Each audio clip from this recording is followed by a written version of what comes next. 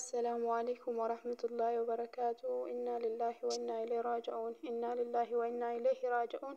ربي مصيبة كناس نراك أبو دفتني بينا ما تتفو ربي نسني عدد وبلينتيا مجتين توني بيا سعود عربية كيستي مقالة رياض كيستي كلمتي منا حمام كيست قثمتي مدامي ستي توقالي من دايسي جا ترباب جتي قلتي قرو أما مدامي سي ماتي من ساني هيدا مني جراني إن شاء الله Qalamni kun ربي سيابا wal سوما keessa تجي jira.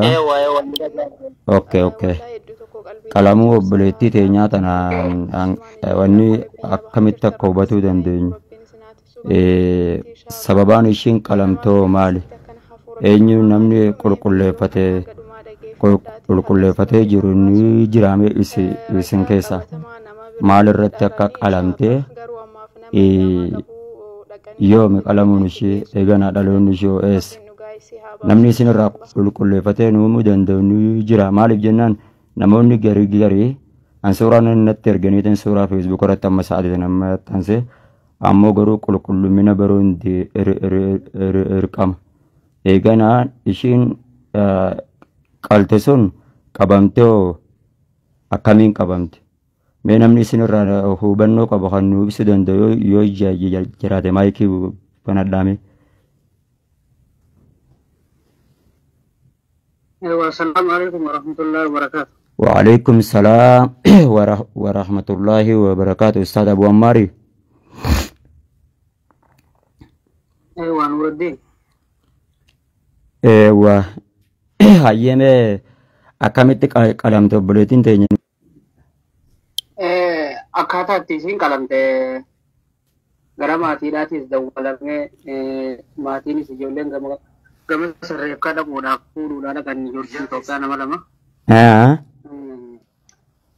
Guyyaa lama qo'annee gara imbaasii Itoophiyaatti isinii kan nagaanii fi ijoollee nama lama achi wal dubbifnee ni jira. Reeffisi yommuu mana hakamaa jira. Har'a qoratanii gizee qoratan booda gara imbaasii Itoophiyaatti gara biyya galchuudhaaf maatiinis waan sisirreeffatan jechuu dhaganii waa sisirreeffatu jiranii. طيب قلمو أكملتين مدام من مدام قلي كميت الدباسو دندي سر. مدام قلي ورما أشجرو ترى ودي كنا ورا. أبلي ينسي فاجر المان ديراني كا. المانا ديراني تم مدام ميمو. يودي كيو. Ijoollee ilmaan adeeranii tamiyyoo dhamu.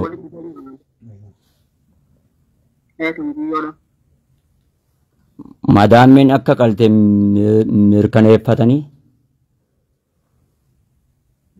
Mirkaneeffamte ammoo qorannoon imbaasiin hanga baasutti doktoroonni qoratanii hanga qorannoo biyya irra gaggeessanii imbaasii kan naman. Ammoo yoo mana hakamaa jirti qorannee isin hanninaa jedhanii warra imbaasii Itoophiyaa warra kibaa sodorke. Laa wanni qalame waan beekamu eenyutu akka qale gaafachuun dirqama sababaan oo sababbiin qalamteef oo hin gaafanne.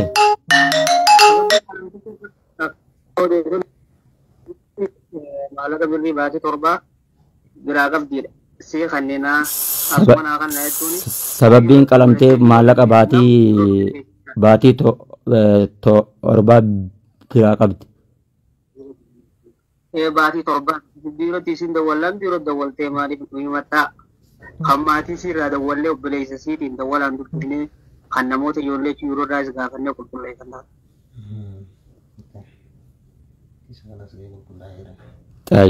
Ayyee qulqullee ishee yoo qabamtere. Qabaman isaan guutuun madaamiin hidhaa jirti. Madaamii boorreessan guutuun hidhaa jirti. Hanga qorannoon gaggeeffamtee isaanii ajjeesamoo akkaataatti isaan miidhamanii achi booda mana hidhaatti baafamuu isaanii beeksisa. Madaamiin qabamtee mana hidhaa jiraachuun mirkaneeffatan irraa. Mirkaneeffannaa tajaajilaatti.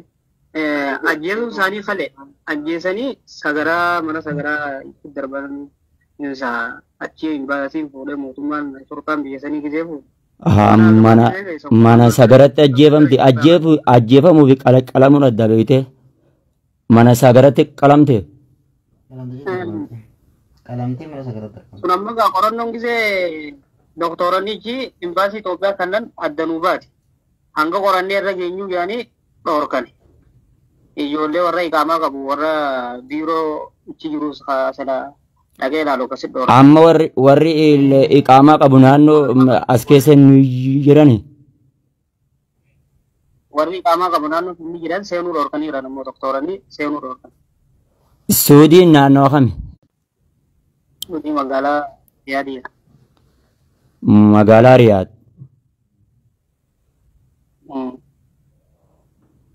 Laa Riyaad tun akka walii galaati beeyte ammoo garuu kutaala qabdi waan ta'eef.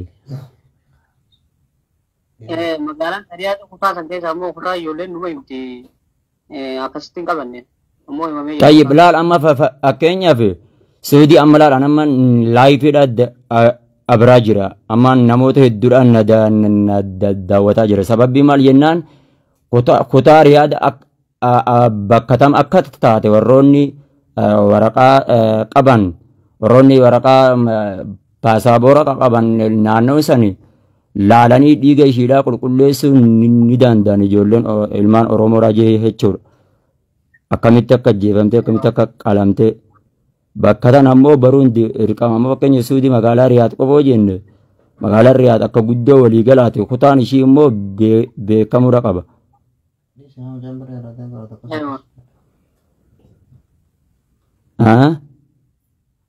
Akkas beekamuudha qaba ammoo ijoollee iqaamaa qabdu tasalaa seentee akkaataa qalamuu fi akkaataa isiin duute ilaaluudhaaf wanna hidhayte seenuu dhoorkan. Ijoollee iqaamaa qabdu biiroo sanuu dhoorkan jaaniin baasii qorannee isinii kannine irra geenyaadha. Amma kana jidduu biitii biyya Arabaa waan ta'eef wanni qorannoo tana keessa mootummaan. Miyyoon naannoo miyyoon eessadha aloonni ishee? Miyyoon? Dhaloonni ishiidha eessa? Arsii lixaa aanaa Dodolaa. Arsii lixaa aanaa Dodolaa. Magaalaa duwwaa takkaati jedhanii. Magaalaa duwwaa takkaati magaalaa duwwaa takka zeeroo takka jedhanii. Magaalaa duwwaa takka gooroo takka. Duwwaa takka qofa. Eeshi tayyib. Duwwaa takka. Magaalaa duwwaa lama baay'ee qabamu. Ta'eenyutu yoo ishiin? Maqaan ishee eenyu jedhamti? Kadiyyaa Kadiriyaa. Kadiyyaa. Kadir. Asitti immoo nuun kadiyyaadha nuun jedhanii asitti immoo fatiyaadha amma kadiyyaadha akka immoo nutti barreeffamaan erganitti fatiyaadha nuun jennee nutti hima waan ta'eef ammoo fatihuma nuun jedhanii kadiyyaa eenyu jedhamte? Kadiyyaa Kadir jedhamti. Kadiyyaa Kadir.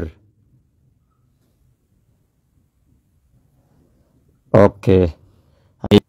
Inshallah namoonni ana warri arsii ana dola beeytan gama social media kanaanis laayifiin biraa jira.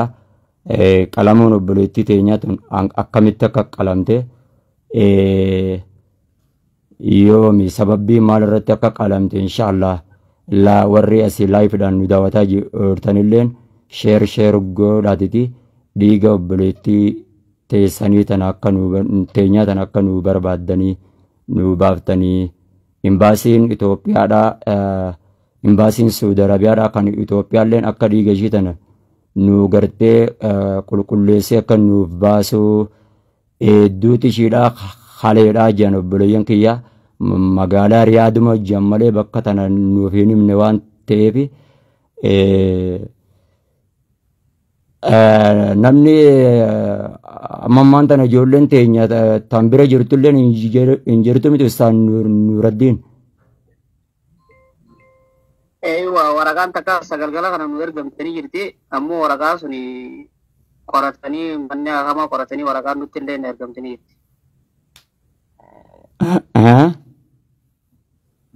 waraqaalee galgala kana dhuftee jirti ijoolleen nurra ergite footoo siidhaatii wajjin doktoroonni qoratanii yaanii maal ta'e erganiis ni jirti tabarreeffamaan jirti. Eewwa hayyee hayyee inshallah meegaa isinis faana jala bu'aadha isin biratti barattimi. Eewwa. Obboleeyyan kiyya warri maqaa na gaafattan Kadiyyaa Kadiir jedhamti Kadiyyaa Kadiir jedhamti akkan immoo poostii barreeffamaan na barreessanii erganitti adda Kadiyyaa Kadiir jedhamti aanaa Arsii godina Dodolaatii jaan. Arsii lixaa aanaa Dodolaa. Arsii lixaa aanaa Dodolaatii jaan. Akkana jaanii inshallah ammoo araba ajjeese maqaan nu hin himne magaala Mariyaadii jaanii qulqulleeffachuun dirqama bakka kanatti akka jala buutanii hordoftanii.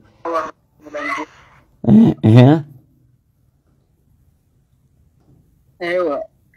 Ustaaz Imaamuddin Solbaanii jiranii odeeffannoo waan quba qabdan Ustaaz Imaamuddin isaanii gama san jira gama arsiisan isaanii jira. Mee Ustaaz Imaamuddin odeeffannoo yoo qabaatame hawaasa kanaaf ibsa godha Ustaaz Imaamuddin gotaa jira waan ta'eef.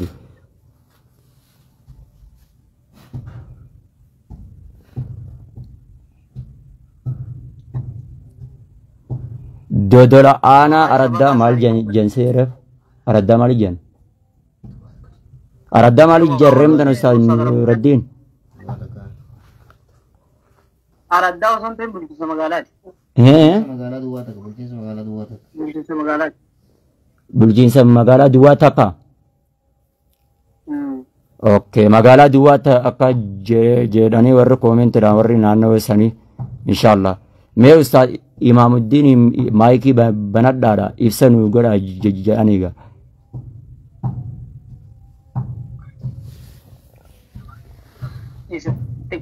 Shabakaa gama naannoo isaanii saniin jirarraa shabakaa hedduu dalagaan jiruuf isaa. Mee ol deebi'aa jaanidha. Namni isaanitti aanee ibsa bal'aa qabu hawaasni illee nuuf himaa jechaa jira waan ta'eef. Asitti immoo gandi kuyyoo isinirraa wal dhabe hin beekne namoonni kun ganda duwwaa kudhaniiti quxurii kudhaniiti kaji'ee barreessi jira waan ta'eef inshallah bakka tana sirriitti nu qoradhaadha addaan nuuf baasa inshallah. Mee nama biraa Ustaaz Imaamuddin nu ol baasaayyee.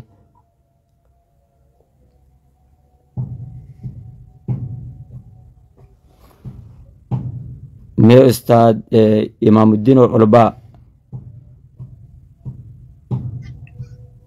Shabakaan isaanii rakkisuu hin qabu. Sa'a Ramadaan illee jala kana jiraatan miitingiin hedduun agarsiisaa jiru. Tayyib nam tokko jalaa gadi bu'amee dhiifama nulleen jarjara qabna.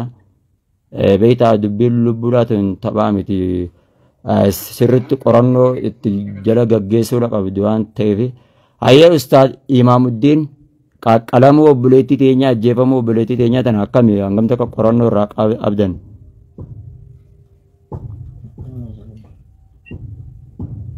Lallamaffaa ammas miyyoon akaakayyoodha qabdi waan ta'eef hanga akaakayyoodhatti namni beeytan warri hiriyoonni ishiidhaa warras keessa jirtan ol baatitti nuuf hima. Kadiyyaa Kadiir eenyu akka jedhamtu.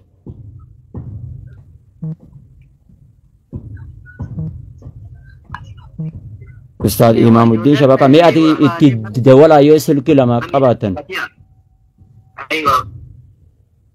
Ustazi wanti da Fatiha wal bai Fatiha markaza na urto inshallah makasi tifanga basi mati ganda sani di wanta debisin illee nin beeti. Tayyib erga ganda tokko taate ishilannuuf ibsa godhi jeengaa ol bai jeemme. Ayye Fatiha ol bai inshallah bayana godhi fakkuma ida gootetti isaaniif akka ketira dhagaan inshallah. Daawii dabraa jira waan ta'eef namni gaafataa jira. Fatiha mee ol bai. Ustazi Imaamuddin dhufu fakkaate. Baay'ee Ustazi Imaamuddin.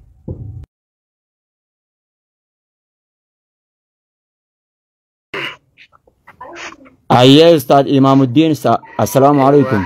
Shabakat. Wa alaikum salam wa rahmatullahi wa barakatuh. hayyee Ustaz Mahmud Bayaan baga nagaan dhuftanii. baga nagaan dhoydan ajjeefamu obboleettii teenya maqaan ishii maal jedhamte abbaa ishii irraa hanga akaakayyootitti nuuf hima biyya ishiitii fi bakka itti alattee aanaa kam hayyee Hayyee obboleettiin teenya maqaan isii Kadiyyaa Kadiir Abuyyee Jaamtii. kadiyyaa kadiir eenyuti Arsii Lixaa. irra nu deebi'a akka uummanni dhaganitti Kadiyyaa Kadiir Abuyyee Jaamtii. kadiyyaa Akkaataa Kadiir informationitti nu geetti jechuudha. kadiyyaa kadiir eenyu jettan Kadiyyaa Kadiir abiyyoo Kadiyyaa Kadiir Abuyyee Jaamtii. Abuyyee. hayyee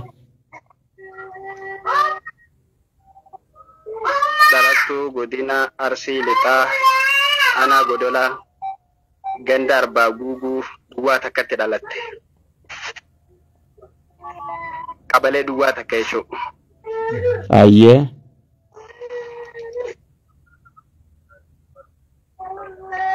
akkamitti ajjeefamte Waa'ee immoo akka ajjecha obbolee isaanillee wal dubbifnee jirraa bilbila edaatti iyyafataa turre bilbila isaanii argachuu hin dandeenye ganamaan tan ammoo akka tasaa arganne bakka maadaamiin akka malee miitee miyyoon bakka harkatti duutee ijaajjechuu dandeenye. harkatti Duutee jirti alaa kulli haala ammoo ni tumanii akkasuma jedhan tumanii bakka harkatti duutee wanni imbaasii geessan malee hin qallegaa kaan ammoo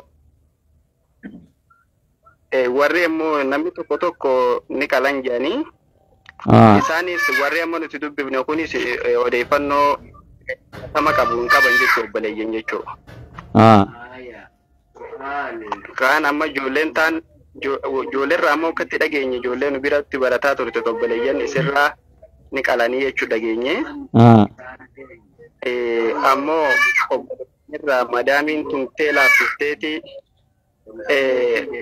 miyyoo wanni imbaasii deebiftee imbaasii bira gaba qaagisee dheeyxume.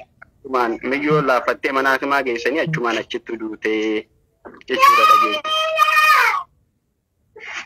Achumaan wanni warri ammoo maadaamii fi maatiin isaanii hundinuu to'annoo seeraa jala oolanii jiranii. Guyyaa lamaaf ammoo imbaasii naannoo bira turtuu isin tasgabbahaadhaa jechaa jiranii dhiiga isiin baafna. Odeeffannoo kanaatiin nu ga'e. eewwa xayyib hayyee طيب هاي إيش هنقول من سنرا نموني أربعة أرسي بهاتي مو مالي بكتن الرنو تيبي على جاني أربعة جو أرسي اللي تاخ سمو مالي مياد نودي بي على جان بيجي أرسي اللي تاخ أنا دولا غندار باغوغو تي Arsii lixaa aanaa dodolaa ganda arbaa guuguu.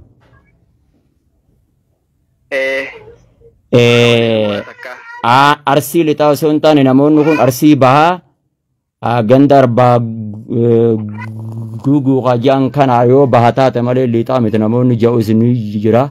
Inshaallah alaa kulli qoratu ni daanii isin inshaallah qoradhaayyee jala bu'aatiitiif faana hordofaayyee. Aye koranno waan ta'eef inshallah kan qorannee isin biraan geenyu ta'a abshiraa tokkoon qabu. Okay aye qoradha inshallah aye qoradhaadha faana jala hordofa inshallah taree fishiitilleen wanta hayyee jettu irratti attaaffii godhaadha isin jenna khairii keessa nu tura isinitti deebina inshallah. Assalaamu alaikum wa rahmatullahi wa barakatuh. وعليكم السلام ورحمة الله وبركاته. السلام عليكم ورحمة الله وبركاته. أبلينك يا عفوا أكتر تساتي كنو ديمو أرجع على خنا نجامع إسني سجله قلت تقول أجيفة لاديتي قرآن رتي جعجي سارا إسني جن نبي يشيرا أكشين إيسا كتاته إسني ماني جراني سجله سند أجيفة لاديتي هردو فادا أرسيلتا أردا مالي أكجانو كنو إسني ماني جراني مالي رت أكجيفمته إن شاء الله قرآن جل بوارتي هردو فا